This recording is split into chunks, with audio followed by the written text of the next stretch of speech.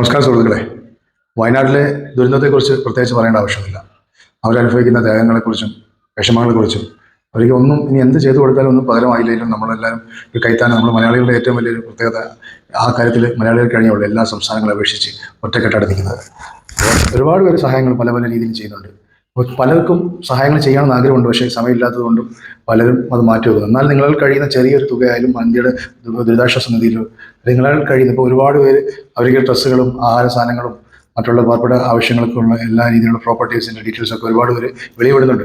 അപ്പോൾ അത് വിടുമ്പോൾ മറ്റുള്ളവർക്ക് അത് ബുദ്ധിമുട്ടായിട്ട് തോന്നുന്നു, എന്തുകൊണ്ട് പറഞ്ഞിട്ട് ചെയ്യുന്നു. പക്ഷേ ഒന്നോർത്താൽ അങ്ങനെ ചെയ്യുന്നവർക്ക് മറ്റുള്ള ചെയ്യാനുള്ളവർക്ക് അത് പ്രചോദനം. അപ്പോൾ ഞാൻ തന്നെ ഇന്നലെ എൻ്റെ ഒരു സുഹൃത്ത് ഈ ഒരു പെറ്റ്സ് ഫീൽഡിൽ നിൽക്കുന്ന ഒരു സുഹൃത്തിൻ്റെ ഒരു വീഡിയോ കാണുകയുണ്ടായി. ഞാൻ അതുകൊണ്ടാണ് ഇപ്പോൾ വീഡിയോ ചെയ്യാനുള്ള കാരണം. അപ്പോൾ അതിനകത്ത് എനിക്ക് മനസ്സിലായിട്ട് ഭയങ്കര വിഷമമുണ്ടായ അദ്ദേഹം ഒരുപാട് നാളത്തെ ഹാർഡ് വർക്കോടെ വയനാട്ടിൽ കുറച്ച് പ്രോപ്പർട്ടി മേടിക്കുകയും അതിൽ നിന്ന് കുറച്ച് അദ്ദേഹം 4 പേർക്ക് കൊടുക്കാമെന്നൊക്കെ പറയുമ്പോൾ നമുക്ക് സത്യത്തിൽ അതുകൊണ്ടൊക്കെയുള്ള ആൾക്കാരിനകത്തോട്ട് മുന്നോട്ട് വരുമ്പോൾ ഞാനും ഈ ഒരു പെറ്റ്സ് ഫീൽഡിൽ ഇതുകൊണ്ടാണ് ജീവിക്കുന്നത്.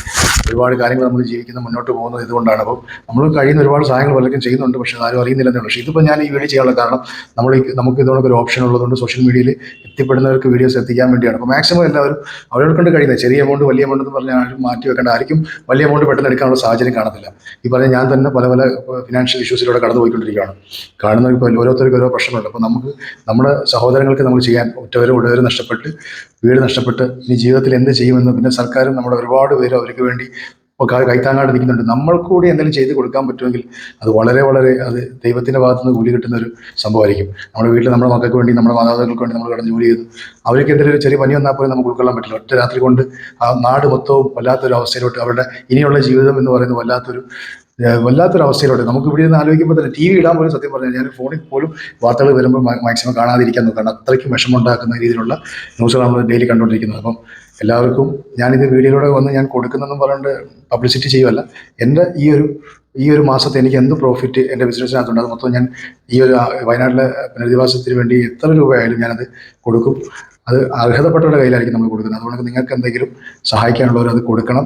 അത് ഡ്രസ്സ് ആഹാര സാധനങ്ങളൊക്കെ ഒരുപാട് പേര് കൊടുക്കുന്നുണ്ടെങ്കിലും ചെറിയ എമൗണ്ട് ആണെങ്കിലും 500 ആയാലും 1000 ആയാലും നമ്മളെ കൊണ്ട് കഴിയുന്ന എമൗണ്ടുകൾ അത് എത്തിക്കേണ്ടവരിൽ എത്തിക്കുകയാണെങ്കിൽ നമുക്കൊരു മനസ്സിനകത്തൊരു കുളിർമയാണ്. കാരണം അത് ഒരുപാട് എന്താ പറയുക ത്യാഗങ്ങൾ അനുഭവിച്ച ഒരു ജനതയായിപ്പോയി ഈ വയനാട്. ഇതോടൊക്കെ ഒരു ദുഷിച്ച ഒരു അവസ്ഥ ഒരു ജനതയ്ക്കും ഒരു നാട്ടിലും ഉണ്ടാവരുത് എന്ന് പ്രാർത്ഥനയോടെ എല്ലാവരും സപ്പോർട്ട് ചെയ്യുക. എല്ലാവരും നമ്മുടെ വയനാടിന് വേണ്ടി പ്രാർത്ഥിക്കുക.